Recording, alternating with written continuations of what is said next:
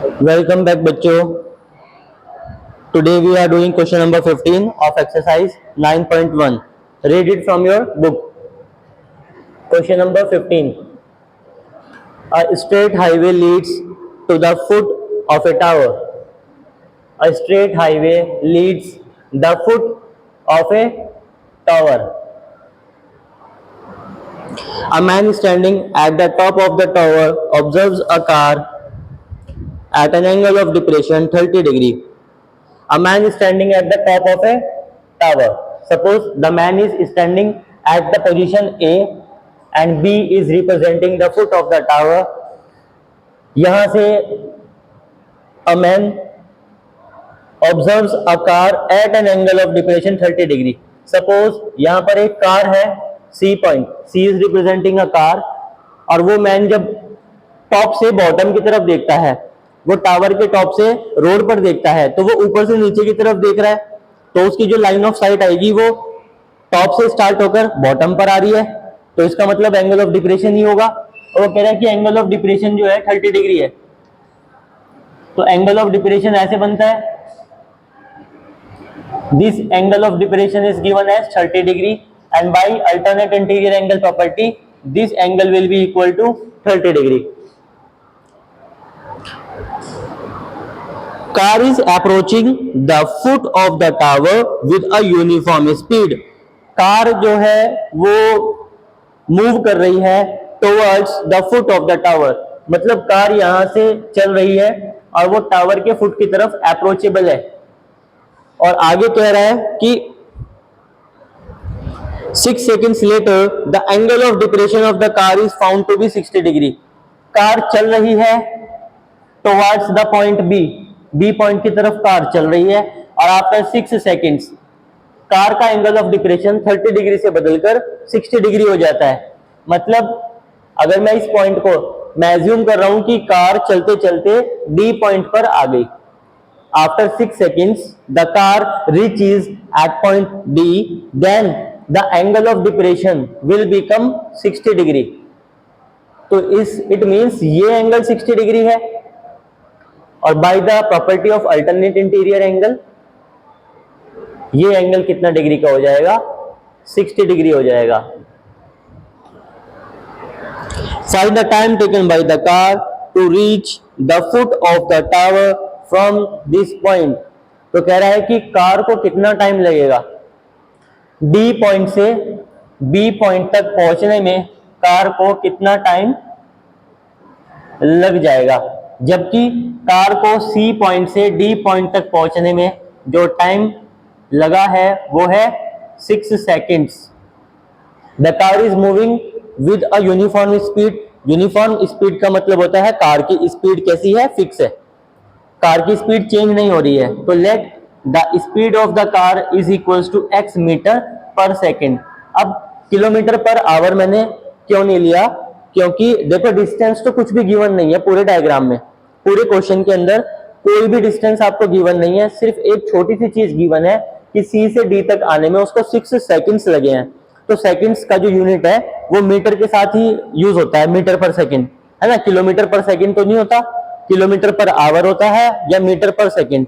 तो इसलिए हमने इसको स्पीड को x metre per second assume कर लिया है। अब क्योंकि स्पीड जो है फिक्स है, तो चाहे कार सी से डी तक मूव कर रही है या कार डी से बी तक मूव करेगी, स्पीड क्या रखेंगे हम, सेम। तो इसकी स्पीड भी आप एज्यूम कर लीजिए, the speed is x metre per second.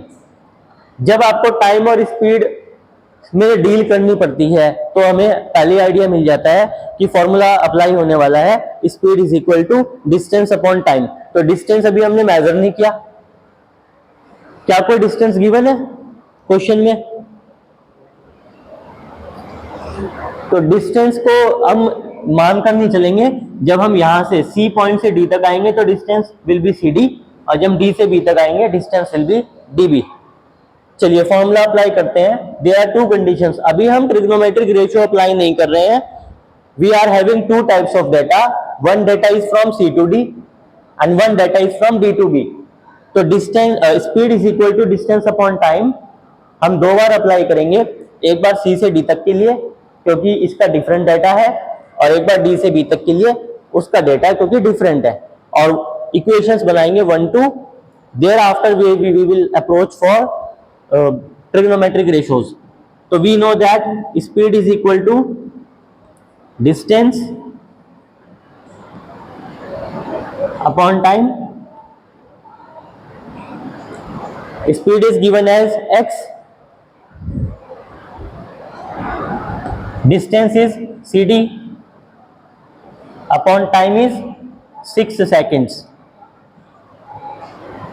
यहां से हम ना तो cd की वैल्यू कैलकुलेट करेंगे अभी, ना करेंगे x की वैल्यू, इसको अभी यहीं छोड़ देंगे और इसको इक्वेशन 1 भी नहीं बनाएंगे। We will apply second formula, then we will think over कि हमें क्या चाहिए, जो चाहिए होगा उसकी वैल्यू कैलकुलेट करेंगे। Again by the same formula, speed is equal to distance upon time. Speed is equal to x, distance db and time we don't know, ये टाइम ही तो हमें कैलकुलेट करना है। Let the time taken by the car from d to b is equal to t seconds. तो let this is t, तो our target is t। अब यहां cd है और यहां db है, cd और db में तो कोई रिलेशन है नहीं। ये जो x है ये ओरिजिनल क्वेश्चन के अंदर तो दिया हुआ नहीं था, ये x जो है हमने अपने आप से एज्यूम किया था। तो x एक ऐसा वेरिएबल है इन दोनों इक्वेशंस में जिसकी हमें जरूरत है ही नहीं। क्या हमें x की जरूरत है? नहीं है, क्योंकि x तो क्या है, स्पीड है। अब उसने स्पीड कैलकुलेट करने के लिए तो कहीं नहीं है, वो कह रहा है कि d से b तक आने में टाइम कितना लगा, बस वो बता दो। इसलिए क्या करते हैं, x की वैल्यू है cd अपॉन 6 और x की वैल्यू है db upon t। From equation 1 and second दोनों को इक्वल कर देते हैं, क्योंकि दोनों है तो एक ही वेरिएबल की वैल्यू, both are same. Let this is equation 1, let this is equation 2। So from equation 1 and 2, from equations 1 and 2, cd upon 6 is equal to db upon t। Calculate cd after cross multiplication, cd into t will be equal to 6 into db। we are doing cross multiply and hence the value of cd is equal to 6 db upon t and make it equation number 3। अब तक हम speed वाले फॉर्मूले से जो कर सकते थे वो हमने कर लिया है, अब आगे हम कुछ नहीं कर सकते। That's why we stop ourselves here, हमने अपने आप को यहाँ पर स्टॉप कर लिया और इसको इक्वेशन बनाकर हमने छोड़ दिया है कि अगर हमें आगे क्वेश्चन में इसको जरूरत पड़ती है तो हम इसको इक्वेशन 3 को यूज कर लेंगे। Now we are moving on to the main concept of the question which is trigonometric ratio. Apply करो। पहले कौन से ट्राइंगल में ट्रिग्नोमेट्रिक रेशियो अप्लाई करेंगे, पहले स्मॉल में कर लेते हैं। और हमें डील क्या क्या करना है, देखो दोनों ट्राइंगल में एक साइड फिर से कॉमन है।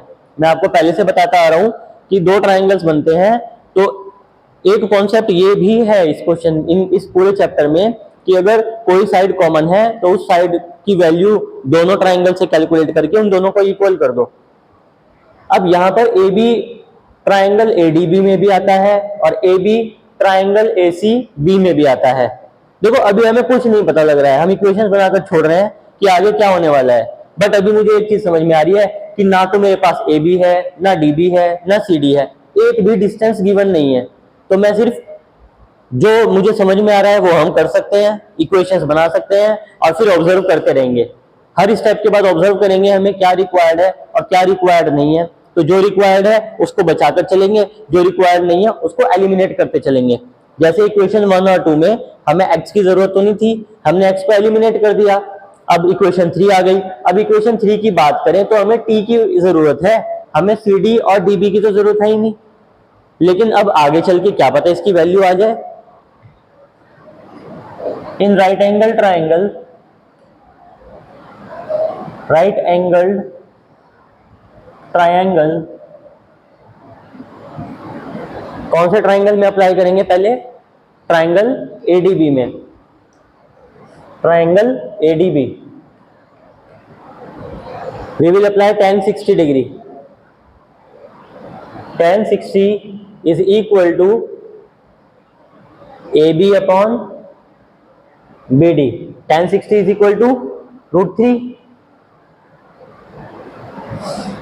AB we don't know, upon BD. Leave it here, क्योंकि यहां से हो सकता है हमें AB की वैल्यू फाइंड करनी पड़ जाए, या हो सकता है हमें BD की वैल्यू फाइंड करनी पड़ जाए। अभी इसको यहीं छोड़ देते हैं। Now in right angle triangle,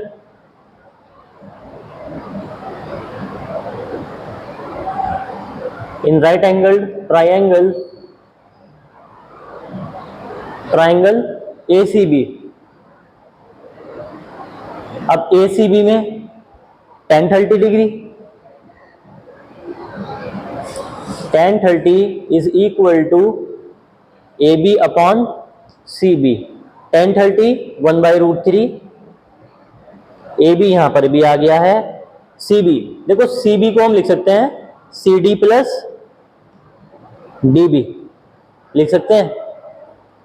अब इक्वेशन 3 में CD और DB है, और यहां पर भी CD और DB आ गया। अब ये AB यहां पर भी है और AB इस इक्वेशन में भी है, लेकिन इस AB की मुझे कोई रिक्वायरमेंट नहीं है, क्योंकि उसने क्या मुझसे हाइट ऑफ द टावर पूछा है। Just read the question, find the time taken by the car to reach the foot of the tower from this point. वो तो सिर्फ D से B तक आने में कितना टाइम लगेगा, वो तो सिर्फ ये पूछ रहा है। मतलब हमारा अल्टीमेट जो टारगेट है वो है T की वैल्यू फाइंड करना। बस हमारा टारगेट है T, हमें T के अलावा सब कुछ एलिमिनेट करना है। तो एक काम करते हैं, इन दोनों इक्वेशंस में से सबसे पहले AB को एलिमिनेट करते हैं। अगर AB को एलिमिनेट करना है तो चैप्टर नंबर 3 में सब्स्टिट्यूशन मेथड किया था, यहां से अब AB की वैल्यू कैलकुलेट करो। तो AB which implies AB is equal to √3 BD and make it equation number 4 and use equation 4 here. एक एक वेरिएबल को एलिमिनेट करते चलना है। We are not learning the question, we are analyzing the question, we are analyzing what is required, और जो required है उसके अकॉर्डिंगली हम अपने स्टेप्स को चेंज कर रहे हैं। हो सकता है नेक्स्ट टाइम ये क्वेश्चन करें तो किसी और मेथड से, किसी और स्टेप को फॉलो करें, राइट। 1/√3 क्रॉस मल्टीप्लाई अभी नहीं करते। 1/√3 is equal to AB is equal to √3 BD upon CD plus DB को हम BD भी लिख सकते हैं। अब पहले करेंगे क्रॉस मल्टीप्लाई।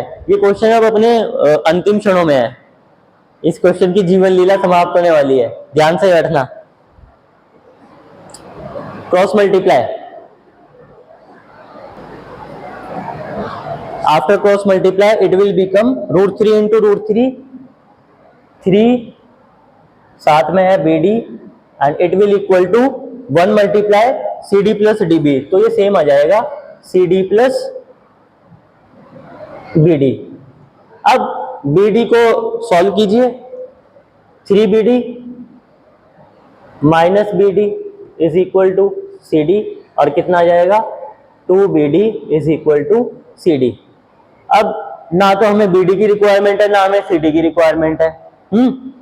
तो हमारे पास एक इक्वेशन 3 भी तो है जिसको यूज ही नहीं किया था अभी तक, CD को रिप्लेस कर दो 6DB upon T। Now use equation number 3 here, 2BD is equal to 6DB upon T, and DB and BD they both are cancelled. Cross multiply, 2 into T, 2T is equal to 6, then T will be equal to 6/2 and 2 3 जा 6. So time T which was required, जो time जिसकी value हमें calculate करनी थी, ये आ गया है 3 seconds answer. And thereafter you have to write down one statement that hence in order to reach from D point to B point the car will take 3 seconds. Repeat कर रहा हूं short में, ध्यान से सुनिएगा। क्या गिवन है, एक टावर है, हमने टावर को एज्यूम कर लिया AB, टावर का टॉप A, टावर का बॉटम या टावर का फुट B पॉइंट, उसके फुट से कुछ डिस्टेंस पर एक C पॉइंट है, C पॉइंट पर एक कार है, इस टावर के ऊपर एक मैन है और वो मैन उस कार को ऑब्जर्व कर रहा है। उसने देखा कि एंगल ऑफ डिप्रेशन 30 डिग्री था, हमने ड्रॉ कर दिया। वो कार चल रही है कांस्टेंट स्पीड से, चलते चलते डी पॉइंट पर आ गई, और फिर जब उसने दोबारा उस कार को देखा तो एंगल ऑफ डिप्रेशन बदलकर 60 डिग्री हो गया। अब कह रहा है कि कार अभी भी चल रही है, कार रुक नहीं रही है ना। तो डी पॉइंट से बी पॉइंट तक आने में कार को कितना टाइम लग जाएगा? कोई डिस्टेंस गिवन नहीं है, ना तो टावर की हाइट गिवन है, ना सी से बी, ना बी से डी, और ना सी से डी, कुछ भी गिवन नहीं है, कोई डिस्टेंस गिवन नहीं है। आपको अगर गिवन है तो दो एंगल ऑफ डिप्रेशन, हमने क्या किया, सी से डी तक आने के लिए अलग कंडीशंस मेंशन कर दी, डी से बी तक आने के लिए अलग कंडीशंस मेंशन कर दी। Speed is equal to distance upon time का फॉर्मूला 2 बार अप्लाई किया, अलग अलग कंडीशंस हैं तो अलग अलग बार हमें अप्लाई करना पड़ेगा। एक्स की वैल्यू 2 बार आ गई, दोनों को इक्वेट कर दिया, और सी डी की वैल्यू आ गई। आगे कुछ कर नहीं सकते थे, कुछ समझ ही नहीं आ रहा था क्या करना चाहिए, इक्वेशन 3 बनाकर स्टॉप कर दिया। अब डायग्राम देखकर हमें इतना तो समझ में आ रहा है कि we have to apply the concept of trigonometry here, और इसीलिए ये क्या है, ये है एप्लीकेशन ऑफ ट्रिग्नोमेट्री। अब हमने सबसे पहले भी आपको बताया है कि दो ट्राइंगल आ रहे हैं, तो उसमें छोटे ट्राइंगल में हम पहले अप्लाई करते हैं ट्रिग्नोमेट्रिक रेशियो, फिर बड़े ट्राइंगल में अप्लाई करते हैं। तो हमने पहले कौन से ट्राइंगल में अप्लाई किया, एडीबी में, इक्वेशन आ गई, और फिर हमने बड़े ट्राइंगल एसीबी में अप्लाई किया। अपनी नीड के हिसाब से जो वेरिएबल चाहिए था उसको हम बचाकर चले, जो वेरिएबल नहीं चाहिए था उसको हम एलिमिनेट करते हुए चले। यहाँ पर हमने एक्स को एलिमिनेट किया, और यहाँ पर हम किसको एलिमिनेट कर रहे हैं, ए बी को। ए बी की वैल्यू हमने इक्वेशन 4 से यहाँ पर रिप्लेस कर दी, सॉल्व किया। अब क्योंकि ना हमें बी डी चाहिए और ना सी डी, तो सी डी की वैल्यू मेरे पास बनी बनाई है इक्वेशन नंबर 3 में, वो हमने यहाँ पर यूज कर लिया। और जिस वेरिएबल की वैल्यू हमें फाइंड करनी थी, हमें टाइम फाइंड करना था, हमें टी की वैल्यू कैलकुलेट करनी थी, टी आ गया 3 seconds. Got it? The question is very much important for board examination, क्योंकि आपका कॉम्पिटेंसी बेस्ड क्वेश्चंस आने वाले हैं, और ये कॉम्पिटेंसी बेस्ड क्वेश्चंस का एक बहुत बढ़िया एग्जाम्पल है। ठीक है, 4 मार्क्स का क्वेश्चन है, लेंथी क्वेश्चन, और इसके आने के चांसेस आप लिख लीजिए कि अगर मैं गेस्ट पेपर बनाऊंगा तो मैं इस क्वेश्चन को जरूर उस क्वेश्चन के अंदर, उस पेपर के अंदर इंक्लूड करूंगा। That's all for today in this video. Thank you and have a nice day.